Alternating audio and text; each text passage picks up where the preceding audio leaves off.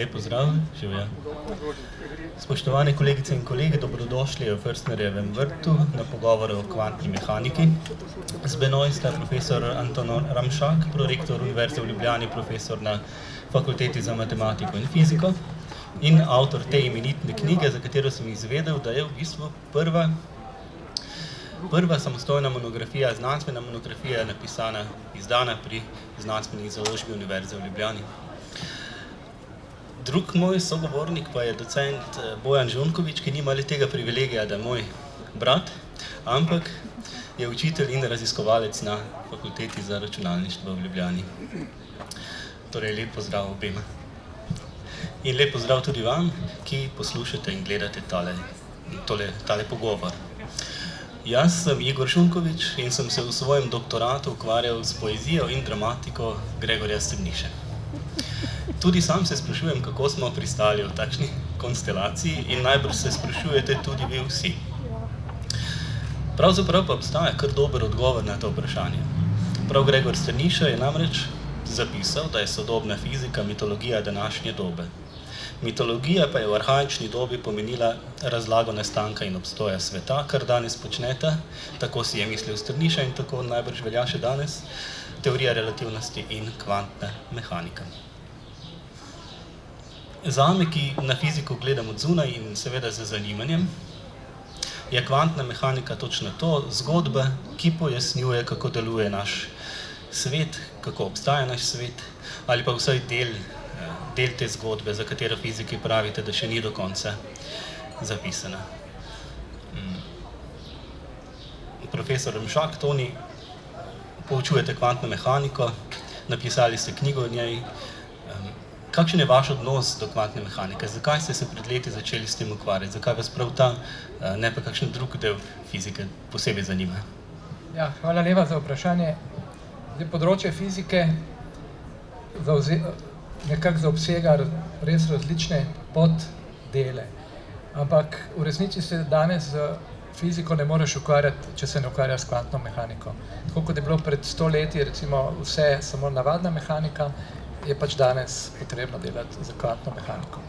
Zdaj, mogoče tukaj osnovno vprašanje, zakaj je ta kvantna mehanika tako nekako skrivnostna ali pa neznana. Razlog je tudi relativno preprost. Z običajno mehaniko se vsi srečamo že takoj, ko začnemo hoditi, ko se žogamo, se vozimo s kolesom. Nam ni treba poznati nobenih enačb, že vse vemo, kakšni so rezultati eksperimentov.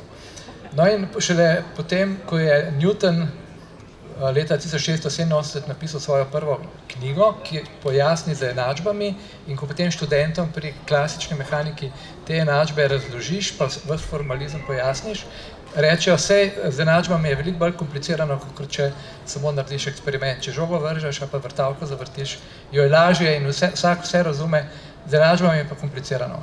No, se pravi, hočem reči, da s klasično mehaniko smo dobro seznanjeni od malega in jo čutimo in razumemo. Medtem ko kvantna mehanika se je pojavila šele pred 100 leti, zato ker če želiš pojave, ki jih opisuje, opaziti, moraš narediti neke eksperimente, potrebuješ neke aparature. In za vsakdanje življenje, kje vidimo kvantno mehaniko, vsi poznamo magnete, daš na hladilnik magnet svojega potovanja. Magnet je magneten pač iz nekih razlogov, ki jih lahko razumeš samo s pomočjo kvantne mehanike. Potem je pa malo drugih stvari, ki so v vsakdanjem življenju takih, da bi bilo očitno potrebno razumevanje kvantne mehanike. Druga pomembna stvar je svetloba.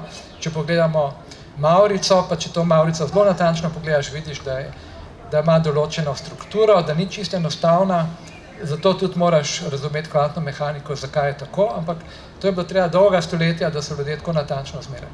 In to je razlog, zakaj kvantna mehanika je odmaknjena. Po drugi strani sem si tale mobitel na mizi pustil, vsi jih imamo, tega mobitela na noben način ni možno narediti brez zelo natančnega in popolnega razumevanja kvantne mehanike, ker vse, kar je noter, je popolnoma neklasično. Delovanje res potrebuje razumevanje kvantne mehanike.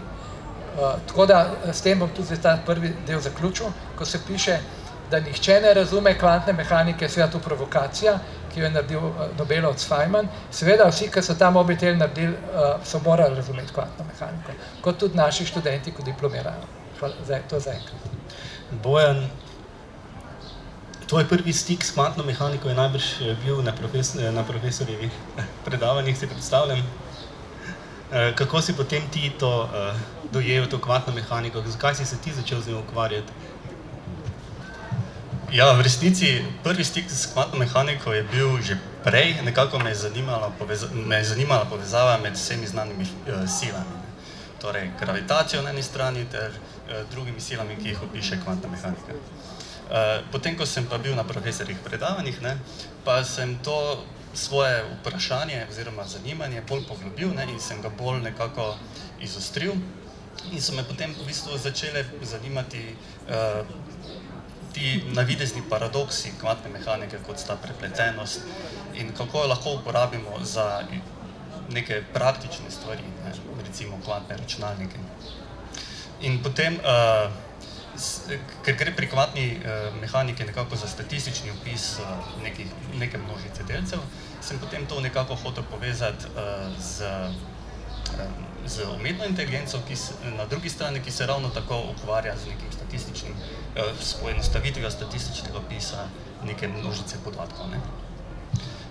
In zdaj jaz na kvantno mehaniko gledam nekako iz tega stališča, kako lahko jo uporabimo za neke praktične stvari, kot je primer telefon, ali pa še za bolj kompleksne, kot so nekateri težki problemi, ki jih, naprimer s klasičnimi računalniki, ki so dejansko tudi kvantni, ne moramo rešiti.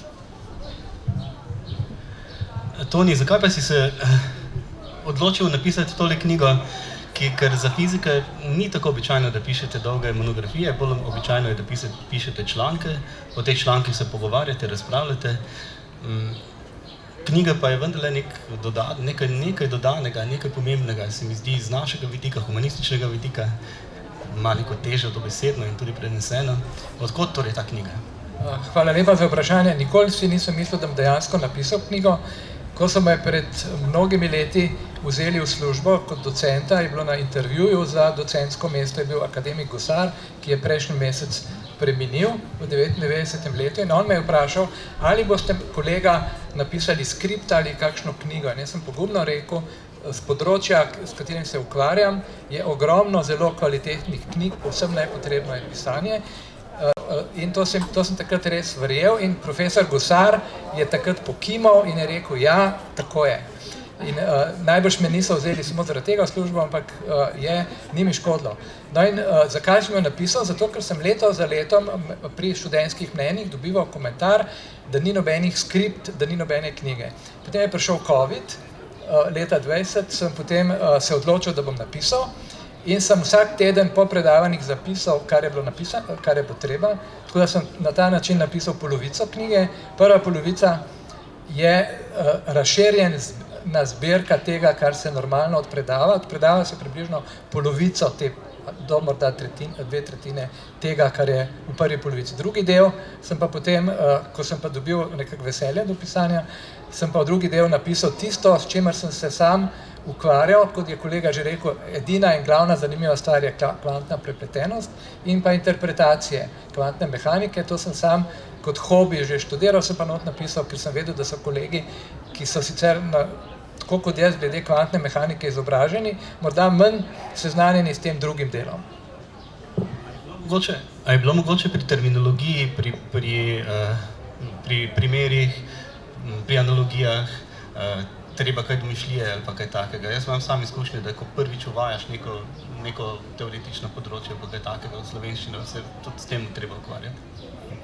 V resnici je terminologija že kar nekaj časa uveljavljena. Pri nas je bil profesor Strnad, tudi pokojni, izredno plodovit pisec knjig, tako da marsikaj je on upeljal že prej. Čeprav knjiga iz kvantne mehanike v tej obliki pa še ni bilo. No, meni se tako ko ste omenili, pri tej knjigi zdelo zanimivo, ko sem je bral to, da obstaja kar nekaj teh citatov oziroma misli ljudi, ki so dejansko razvijali kvantno mehaniko in ob formalizmu ti včasih povejo celo več, formalizm, ki je predstavljen detaljno v knjigi, ti citati oziroma te misli včasih povejo celo več kot sam formalizem, oziroma ga zelo strnijo v eno misel. Ne. Po drugi strani pa drugi del knjige, ki je mogoče ni iz predavanj, kot je profesor omenil, je nekako bolj zanimiv za nas raziskovalce, ki nismo imeli časa, da bi se ukvarjali z osnovami kvantne mehanike, ki so v zadnjih, 50 letih mogoče odrinjene v ozadje zaradi nepraktičnosti takih raziskav. Ok, kaj pa, zdaj slišali smo, da je kvantna mehanika nekaj, kar je razumljivo. Čeprav jaz sem to knjigo prebral, pa moram reči, da se mogoče s tem ne bi povsem strinjal, ampak razumljivo je vama, pa tistim, ki razumete matematiko. Kaj pa je v kvantni mehaniki tistega, kar je mogoče nekoliko neintuitivno, kar je res neintuitivno, neizkustveno? Recimo, kaj je valovna funkcija, pa kaj je načelo nedoločenosti, kako lahko to pojasnite, kako lahko to razložite z nekimi besedami, s katerimi bomo lahko tudi mi operirali? Kot je kolega Bojan prej že omenil, tukaj je v resnici veliko statistične obdelave, statističnega pogleda. Gre za to, da v Newtonovih enačbah, to, kar se v šoli učimo, sila je masa krat pospešek, tam si nekako čisto predstavljamo pospešek telesa, silo, maso, in je vse zelo očitno. Kvantna mehanika pa ne obravnava teh količin direktno, ampak je nek algoritem, je neka metoda, kako izračunaš verjetnost, da se bo nekaj zgodilo. Se pravi, nikoli ne računaš direktno s stvarmi samimi, vedno na nek statističen način. In zdaj, da se pa to naredi, je pa zadaj formalizem in tukaj je pomemben element nekaj, čemur se reče valovna funkcija.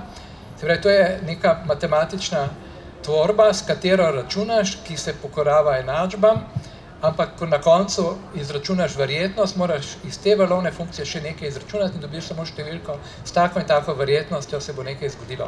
In zdaj, problem je, da če to valovno funkcijo kdo začne jemati resno, kakor da zares obstaja, potem prideš pa do paradoksov in raznih čudnih interpretacij, ki so ponavadi zanimive za tiste, ki se s tem ne ukvarjajo, ampak v resnici niso sploh problematičen. Primer je tale mačka. Schrödingerjeva mačka je pojem, ki gre od leta 1935 naprej. Gre za to, da zapreš v škatlo živo mačko, pa zraven en strup, pa radioaktivni element in se lahko zgodi, da se ta strup sprosti v nekem času in potem bi mačka umrla, ali se pa ne sprosti. Mačko zapreš v škatlo, počakaš nekaj časa, odpreš in se vprašaš, ali je živa ali mrtva. V tem eksperimentu pri meni je mačka preživela, lepo ven gleda, malo prestrašeno živa, ampak na nivoju enačb imaš pa enačbo za valovno funkcijo, ki je sestavljena iz komponente mrtve mačke, to pomeni radioaktivni razpad in strup sproščen, in žive mačke. In imaš noter kombinacijo obojega na nivoju enačb. In potem je treba, seveda, ko škatlo odpreš, se bo samo ena od stvari zares se je zgodila in lahko izračunaš verjetnost, da bo mačka živa ali mrtva. Če bi to velikrat ponavljal, bi se to polno ujemalo v eksperimenti, ampak na nivoju teh samih enačb je pa seveda vprašanje iz tistega časa, iz leta 1935, ko se je Schrödinger tega spomnil, je rekel, a je torej zdaj v kvantni mehaniki dejansko mačka živa in mrtva hkrati.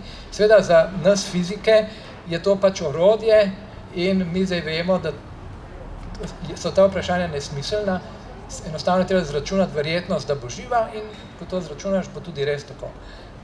Tako bi jaz rekel, ne vem, bi se strinjal. Ja, to je nek operacionalistični pogled na kvantno mehaniko. Torej, kvantna mehanika kot orodje lahko samo govori nekaj o verjetnosti, ker je že recimo sama verjetnost sama po sebi dosti neintuitivna za ljudi.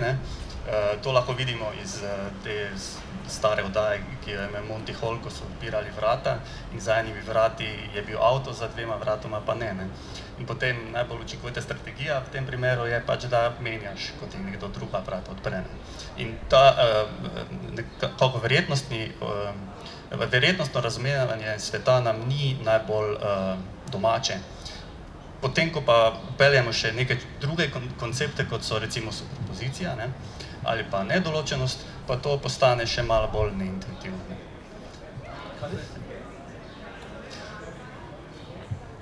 No, jaz sem samo vprašal, kaj pa je superpozicija, ker to pa je nekaj, če sem pojem, s katerim se zdaj v pogovoru prvi srečam. V resnici je to tako, recimo, da imaš dva vala, takole malo po vodi potapkaš z roko, pa z drugo roko, bo potem voda valovala in na nekem drugem mestu bo pač vpliv obeh valov. Oba vala se sestavita, se seštejeta, superponirata. Kvantne mehanike je enako, na nivoju valovne funkcije, ki smo jo prej omenili, imaš en del, ki ustreza živi mački, en del, ki mrtvi, oboje skupaj prispeva, ampak nihče ne reče, da zares je mačka živa in mrtva hkrati, za razliko od valov. Val je dejansko tam valuje in ga lahko res vidiš in gledaš, medtem ko v primeru kvantne mehanike pa to samo orodje, ki ga direktno ne gledaš. In to je tisto, zaradi česa ima neko tako tančico skrivnostnosti. Čeprav ni vse čisto preprosto, še zmeraj, ko se začnemo pogovarjati o kvantni prepletenosti, pa potem tudi mi, ki rečemo, vse razumemo, malo pomislimo. Tako da, potem je bilo še vprašanje glede nedoločenosti. Znana je pač izjava, da če poznaš Lego, ne poznaš hitrosti. Zdaj, tukaj dejansko ni nič, kaj je zelo posebnega. To je podobno, kakor pri glasbi, tisti, ki igrajo kakšne inštrumente, recimo, če zaigraš nek ton, pa če ga zaigraš izredno kratek čas, ne moreš čisto ugotoviti, ali si ga prav zaigral ali ne. Se reče, če fušaš, fuša je zelo kratko. Recimo, tisti, ki igra violino, če zelo dolgo časa držiš isti ton, slišiš, da je narobe. Če pa sam tako hitro udariš, zabrenkaš, pa ne moreš ugotoviti, da je narobe. To je v bistvu isto. Se pravi, trajanje nekega zvoka in natančnost, s katero lahko frekvenco, se pravi, ton določiš, to ima neke omejitve. Če zelo malo časa traja, ga potem ne moreš točno določiti, če pa zelo dolgo trajaš, ga pa lahko zelo točno. Se pravi, produkt tega, kako natančno poznaš ton in koliko časa je trajal, je fiksen. No in v kvantni mehaniki je vse enako, zaradi tega, ker so osnovne enačbe v resnici so podobne valovni enačbi, valovanju, in ta mehanizem je pač tak in tukaj ni nič hudega tukaj. To se mi zdi. V redu, kaj pa kvantna prepletenost? To je nekaj, kar se je meni zmeraj zdelo, da krši neko pravilo vzročnosti. Če sta lahko dva elementa, dva delca ali karkoli že povezana na tak način, da če ugotoviš stanje enega, povzroči to nekaj pri drugem in sta, ne vem, neskončno daleč narazen, potem informacija potuje hitreje od svetlobe in to pač se zdi čudno. Kako je s to prepletenostjo? Kaj to dejansko pomeni? Pa kak primer mogoče? Vem, da se to uporabljate že dejansko. Tukaj bom besedo bom predal tudi Bojanu, ki se ukvarja tudi s kvantno prepletenostjo, ker vsak, ki se ukvarja s kvantno mehaniko, jasno, se ne ukvarja s tem, kar je najbolj zanimivo. In on se ukvarja s kvantnim računalništvom, ki se ga samo dotakne. Tako da ti bom predal še besedo. Začnem zdaj s tem. Tukaj ne bomo mogli pojasniti, kako je z kvantno prepletenostjo. Pomembno je reči to, da pravzaprav to ni res, kar je bilo rečeno, da sta delca zares povezana ali da informacija deluje hitreje kot svetloba. To so vse že interpretacije. Gre za to, problem je v tem, da je, če imaš dva delca, pa se ločita, in potem izmeriš prvega, je s tem določen izid meritve drugega. Ampak na prvi pogled ni to nič presenetljivega. V knjigi imam anekdoto, ki jo je John Bell povedal, veliki guru kvantne prepletenosti. To so Bertelmannove nogavice. Bertelmann je bil njegov kolega, ki je vedno nosil nogavice različnih barv. In če ti vidiš izza stene, da pride ven noga z roza nogavico, si lahko siguren, da druga noga, ki je še ne vidiš, je druge barve. In na ta način, če ti izmeriš en delec, že točno veš, kakšen bo drug, ni nič posebnega. Problem je v tem, da na nivoju enačb, ko pa pogledaš strukturo kvantno-mehanskih enačb, pa prideš tam do težav, ker dejansko se izkaže, da ne smeš predpostaviti, da je pred meritvijo že bila barva nogavice določena. Tako da to je ta problem kvantne prepletenosti, da pred meritvijo so še vse možnosti odprte, šele v trenutku, ko izmeriš, se določi tisto, kar se bo zgodilo. Drugi beseda, šele ko ti nogo z nogavico pogledaš, takrat ob tem, ko jo pogledaš, je roza ali tista ta druga. Se pravi, zdaj že vidim, da sem zašel, ne da se tega preprosto razložiti, ampak seveda to je nekaj, kar nas fizike seveda jezik, ker ne razumemo, ampak smo se vdali v to, mi tudi ne razumemo, zakaj Newtonovo jabolko pade z drevesa, zakaj Zemlja privlači luno in kamenje. Ne vemo zakaj, pač privlači, ampak smo imeli 300 let časa, da smo se na to navadili, pa še vsakdanjega življenja to vsi poznamo. Tako da mi v kvantni mehaniki tega, kako je s to prepletenostjo, ne razumemo, ampak se lahko vedno tolažimo, tudi ne razumemo, zakaj jabolka padajo. Se pravi, vemo, kako padajo, mi znamo računati, kako je s to prepletenostjo, znamo to uporabiti za aparature, ampak ne razumemo, zakaj je tako, ampak se dostikrat reče, važno, da znamo s tem delati, pa vemo, kako to deluje, ne pa zakaj.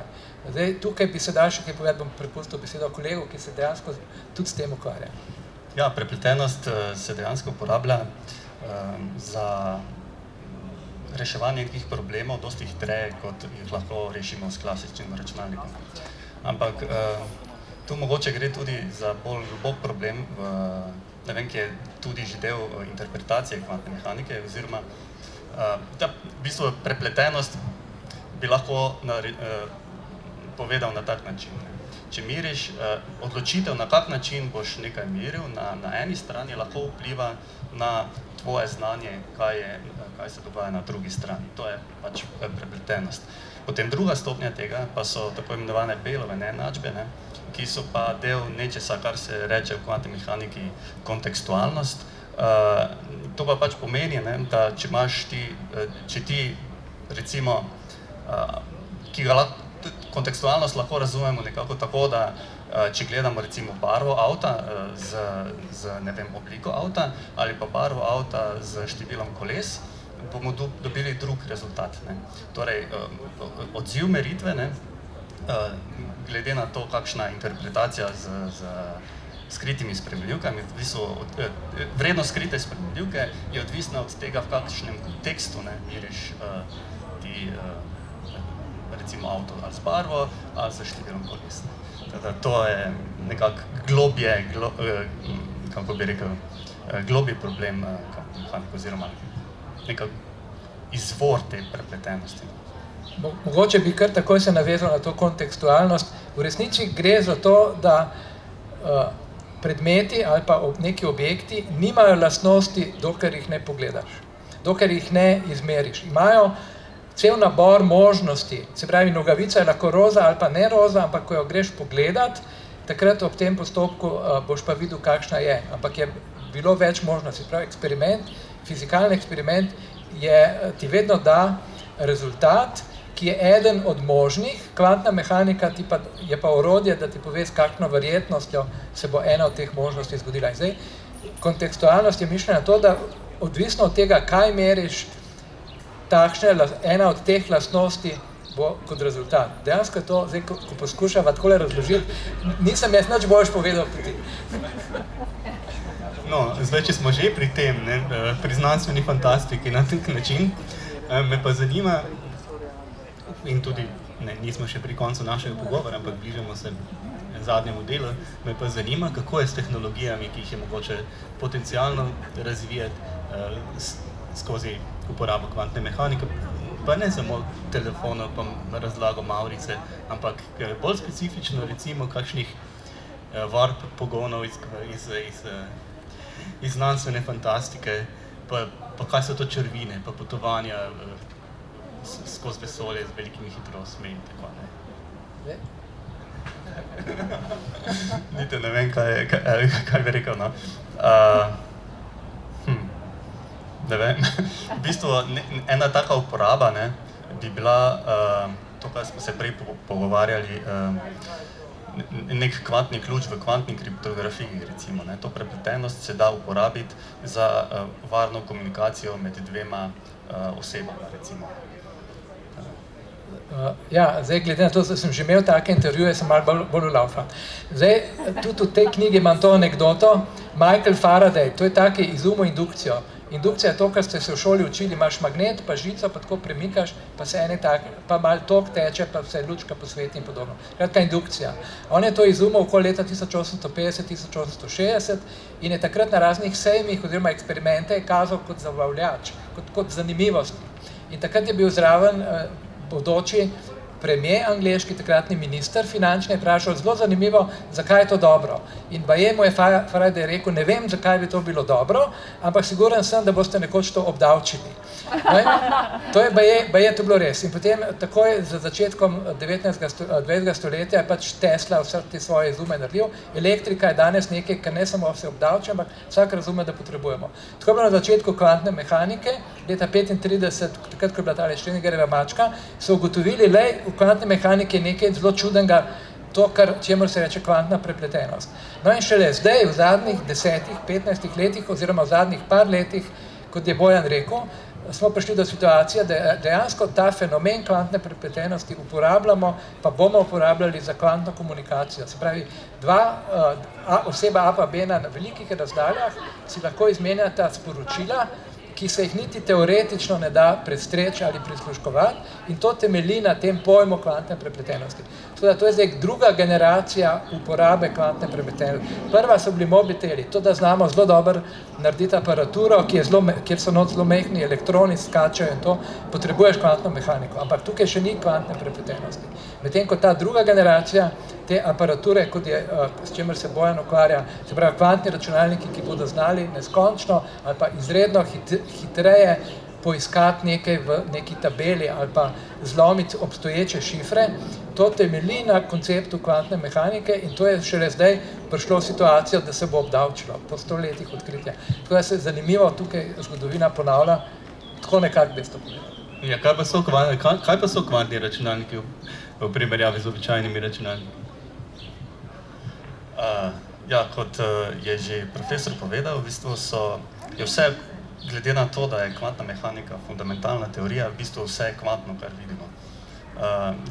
Nič drugače ni s klasičnimi računalniki, ampak bistvena razlika med kvantnimi in klasičnimi računalniki je ta, da kvantni računalnik direktno manipulira z valovno funkcijo, ki je dosti časa nespremenjena.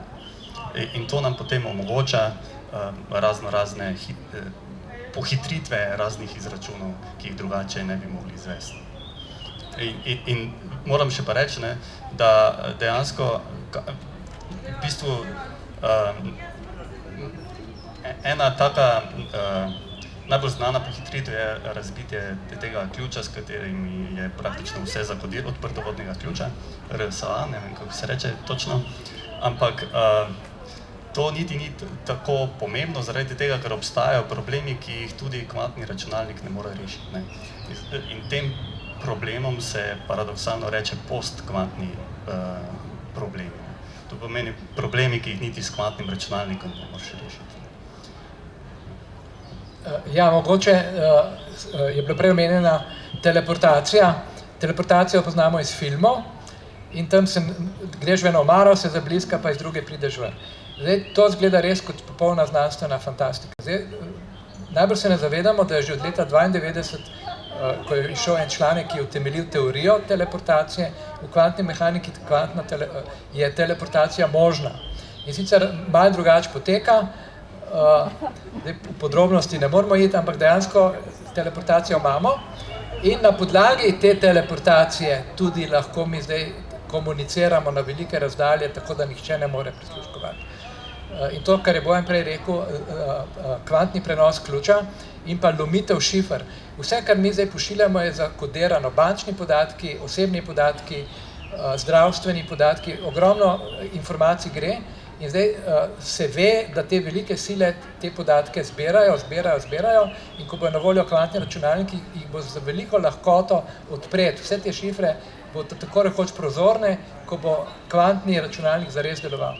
Kot je pa Bojan rekel, lahko pa seveda, če bo pa kvantni računalnik nekaj zakodiral, ga pa tudi kvantni računalnik ne more napisati. Se pravi, zato pa je pol odgovor na to, zakaj se moramo s tem mučiti. Vse velike sile, se pravi Kitajci in vsi drugi, seveda močno razvijajo to področje. In ko bodo vsi te imeli kvantne računalnike, jih bomo tudi mi morali imeti. Ker pač tako gre to naprej.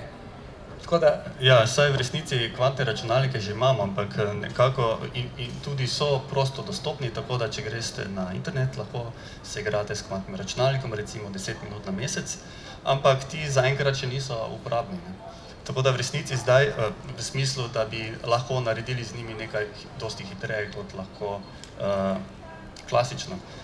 V bistvu lahko naredimo nekaj dosti hitreje kot klasično, ampak ta stvar ni uporabna. V bistvu zdaj razvoj v tej smeri gre v dveh smerih. Eno je razvoj kvantnih računalnikov, drugo pa je razvoj algoritmov, oziroma stvari, ki bi jih lahko ti kvantni računalniki, ki jih imamo zdaj, dejansko bolj hitro rešili kot klasični računalniki. In najbolj perspektiven problem pa tu so problemi strojnega učenja, ki sem jih že imel prej, kjer gre dejansko za opis, neki statistični opis neke množice podatkov. In tole nekako je najbolj ustrezen, kako bi rekel, fit za kvantne računalnike. Če prav razumem, je torej strojno učenje oziroma umetna inteligenca simulacija kvantnega računalnika na klasičnem računalniku? Ja, to pa je druga smer razvoja. V bistvu prepletanje med kvantno mehaniko pa strojnim učenjem gre v obe smeri. Lahko uporabiš kvantni računalnik za učinkovit opis klasičnega sistema, lahko pa uporabiš tudi metode strojnega učenja, ki se jih uporablja za učinkovit opis klasičnih podatkov, tudi za učinkovit opis kvantnih sistemov.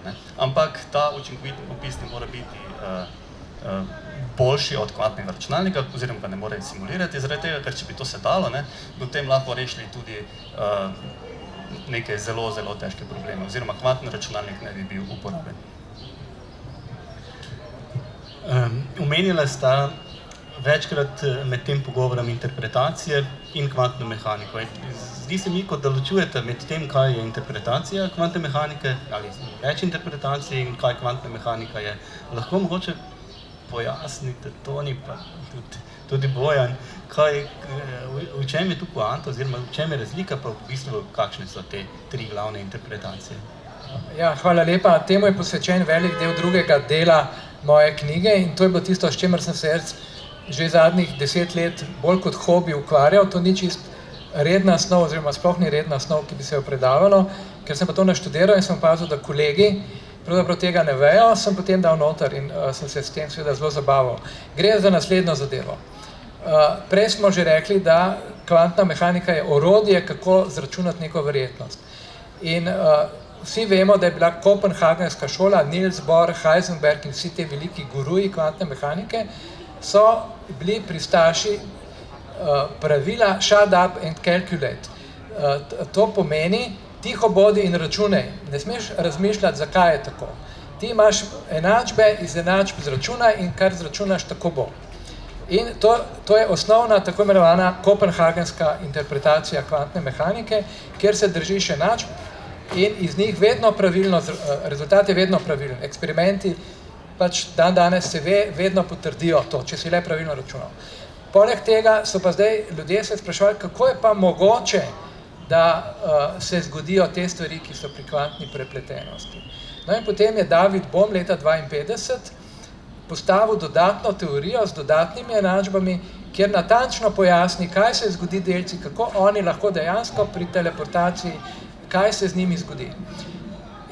In temu se reče tako imenovana Bohmova interpretacija s skritimi spremenljivkami. Skrite spremenljivke so neki dodatni podatki, ki niso v originalnem naboru. No, ampak katastrofa ali pa smola teh teorij pa v tem, da se eksperimentalno ne da preveriti, namreč napovedi teh novih interpretacij so popolnoma enake kot tista asketska kopenhagenska. To pomeni, tudi če razumeš v okviru Bohmove interpretacije skritih spremenljivk, kaj se zares dogaja, ne moreš preveriti, ali se tisto zares dogaja. Izid eksperimenta, to pomeni verjetnost, da se bo nekaj zgodilo, je točno taka, kot če ne razumeš vsega tega, kaj se zadnje dogaja, ampak samo računaš po osnovnih enačbah. Se pravi, kopenhagenska je tako, kot bi rekel, da si ateist, Bohmova je pa, da recimo si vernik, pa hočeš še nekaj več, ampak ti to na zemeljskem svetu dejansko ne pomaga. Podobno je teorija vzporednih svetov, ki je zelo poznana na velikih nivojih. Tam, to je potem par let za njim se ta teorija pojavila in Everett je bil Everett III. On je postavil pač še dodatne premisleke in dodatne besede k osnovni teoriji, ki ti pojasnijo, kaj se dejansko zgodi pri kvantni prepletenosti, kaj se zgodi pri teleportaciji, kaj se zgodi, zakaj so delci na nek način med seboj povezani. To sem do neke mere pojasnil v knjigi, pa zdaj pripravljam drugo izdajo, kjer bom ta del še razširil, ker sem ugotovil, da še ni dovolj jasno, ampak spet, tudi če razumeš te vzporedne svetove na nivoju enačb, ti to prav nič ne pomaga, ker je napoved, to pomeni verjetnost, s katero se bo nekaj zgodilo, je točno taka, kot če vsega tega ne bi razumel, ampak bi delal shut up and calculate po navodilu iz leta 25 Heisenberga, Schrödingerja in Bohra. Se pravi, slepo vzameš enačbe, zračunaš, verjetnost je taka, kot je.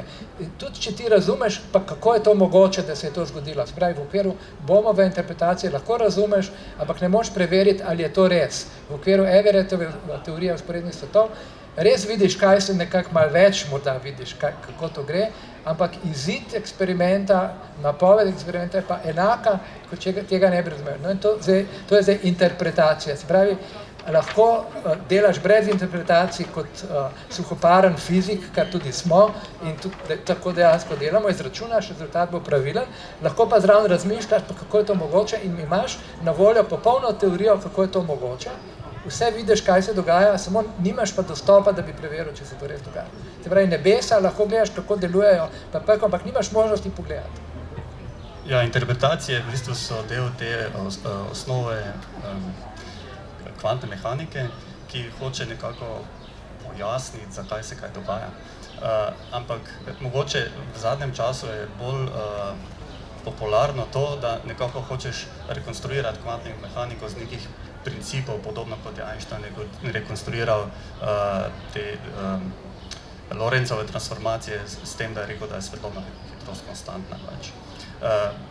Hoče se narediti nek minimalni set postulatov, ki bi intuitivno vodili v kvantno mehaniko in nekako s tem pojasnili vse, kar se dogaja okoli nas. Tukaj bi kar nadaljeval tukaj. V resnici, zakaj pa so te interpretacije danes zelo popularne?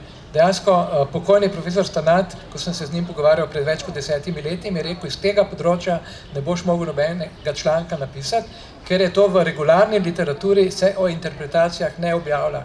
Se moram pohvaliti, 3 članke z interpretacijami mi je uspelo objaviti, ker sem jih zakamufliral pod kvantno prepletenost. Kvantno prepletenost sem razlagal z interpretacijami.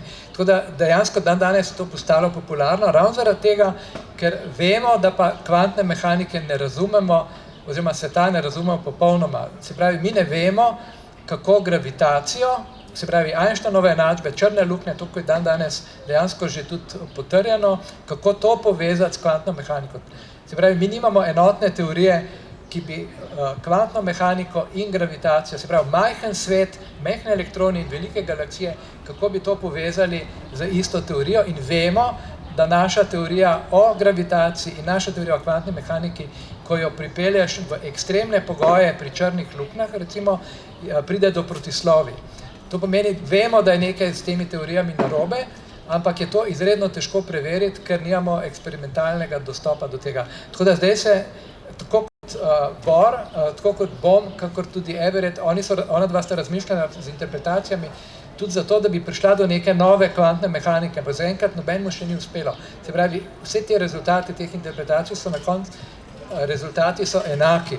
Tako da danes je največji izziv, seveda poenotena teorija in tukaj pač vsak upa, da bo še doživel, da se bo na tem kaj zgodilo. Bo pa to zelo tako odmaknjeno od vsakdanjega sveta. Morda bo pa prineslo nekaj novega. Zavedati se moramo, da uspeh fizike svetovno se je žal nastal s tem, da je bila atomska bomba, tukaj not je in kvantna mehanika in relativnost, tam smo se zavedali, da ni šala za par kilogrami urana. Tudi tukaj se bomo mi kmalu zavedali, da ni šala s kvantnimi računalniki. Ko bojo mobiteli, če bi imel nekdo kvantni računalnik v mobitelu, bi s tem lahko marsikaj naredil, kar brez tega bi bilo čarovnija, ne bi sploh razumel. Tako da ta druga atomska bomba, kvantna, še pride. Mi bomo še doživeli. Tako da to je zdaj tukaj, kako interpretacije si želimo, da bi nam pokazale pot, kako bi šli malo še naprej. S to nekoliko pretresljivo mislijo, ki je zelo blizu literaturi, bi zaključil naš pogovor. Bomo gotovo še kaj povedali, ampak zaključil bi ga z nekim literarnim citatom, ki je konec koncev ob tem vajnem izvajanju sedaj tudi živ dokaz, da sta fikcija in resničnost ali pa fizika lahko zelo blizu. In sicer bo to citat iz meni zelo ljube Driade Gregorja Strniše, ki se sicer ne navezuje na kvantno mehaniko, se pa navezuje na teorijo relativnosti. Gre za dramo, v kateri zdaj tule čist proti koncu nastopata Driada, drevesna vila in astronom. In Driada pravi, zdaj pa zavrti daljnogled in ga nastavi na Ljubljano. Ne tako, ravno narobe, da boš gledal skozi sprednji konec. Čemu tako? Nič ne bom videl. Nazaj obrnjen teleskop bo do hitro ujel svetlobo, ki je sijala iz Ljubljane pred 500 leti ali več. V žarkih bo zajel podobo, ki te bo zanimala. Dobro glej. Vidiš kaj? Torej, Strniša bo ulevil svetlobo in preteklost skozi obrnjen daljnogled, kar bo videl, bo pa točno tisto, kar ga bo zanimalo. Hvala lepa.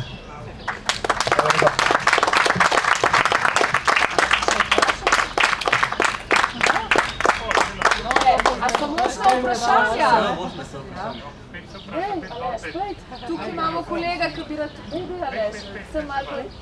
Tukaj lahko deram, ne. Lahko vidim mikrofonu.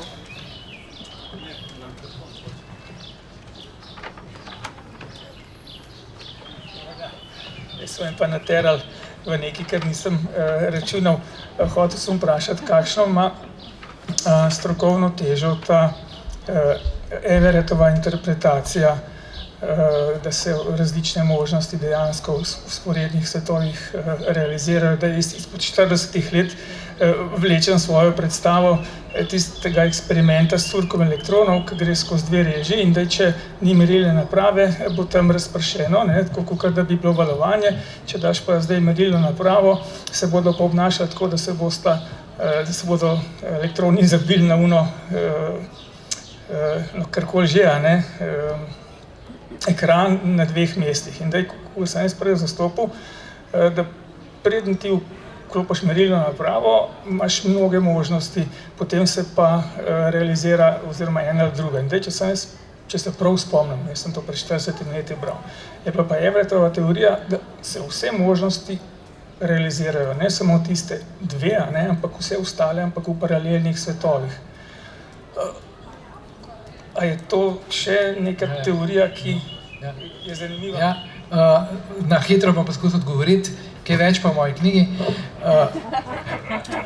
Torej, gre za to, da imamo več interpretacij. Osnovna shut up and calculate je točno to, kar je kolega gospod povedal. Pač pri eksperimentu se nekaj zgodi. In potem to lahko zračunaš z enačbami zelo natančno verjetnost, da se to zgodi. In to se bo res zgodilo. Če boš velikrat ponavljal, boš videl, da je to res. To je osnovna interpretacija kopenhagenska, kjer se ne sprašuje, zakaj se zgodi. Potem imaš Bohmovo, ki ti pojasni, kako gre delec skozi režo. Pri Bohmu gre delec vedno samo skozi eno režo in ne gre skozi dve hkrati in vse je v redu. Ampak ne moreš preveriti, ali je to res. In zdaj vprašanje je bilo, kako je z Everettovimi vzporednimi svetovi.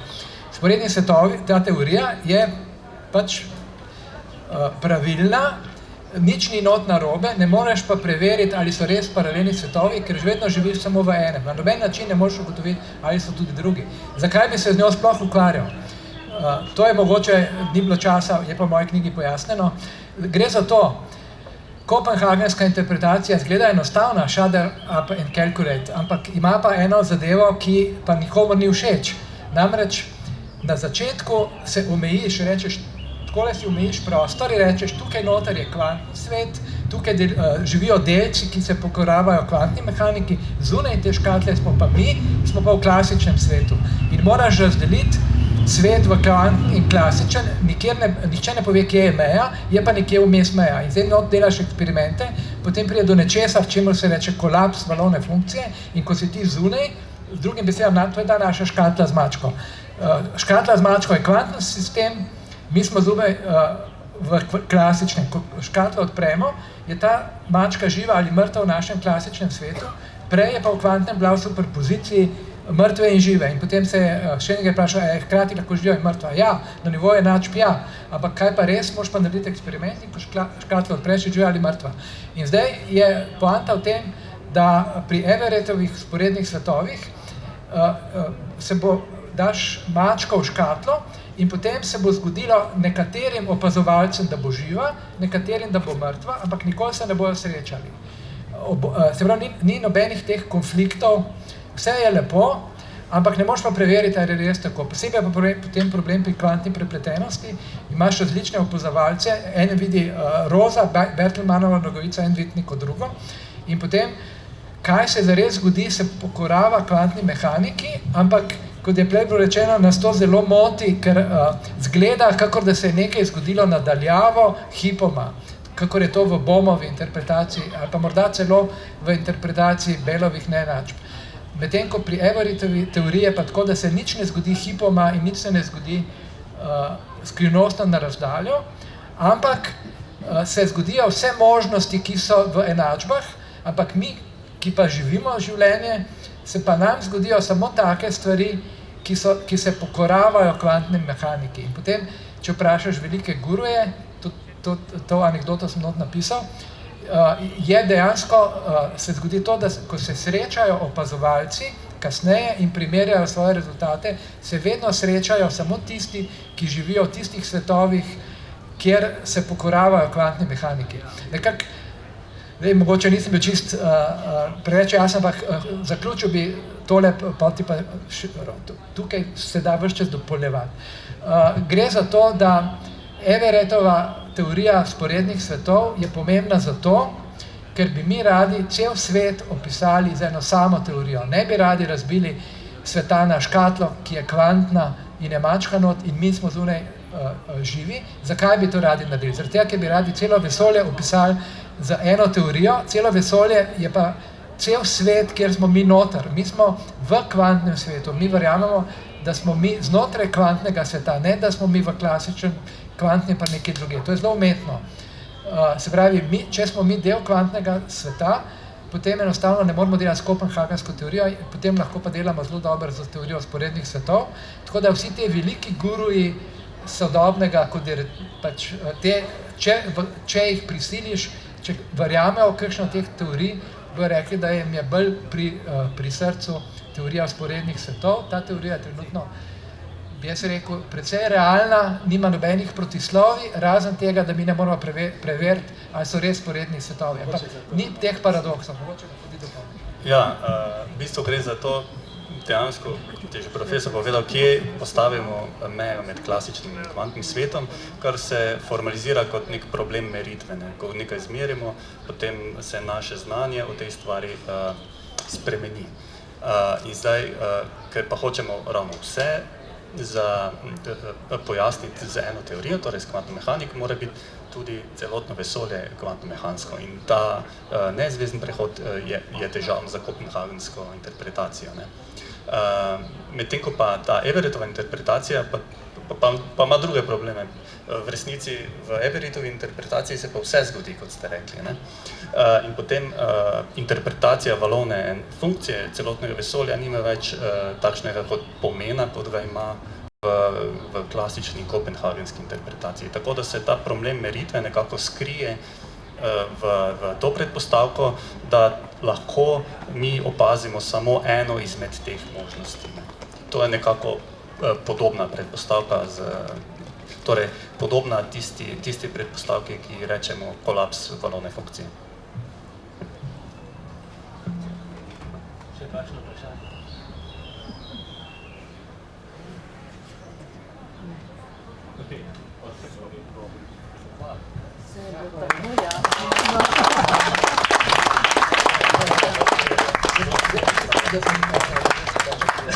Da sem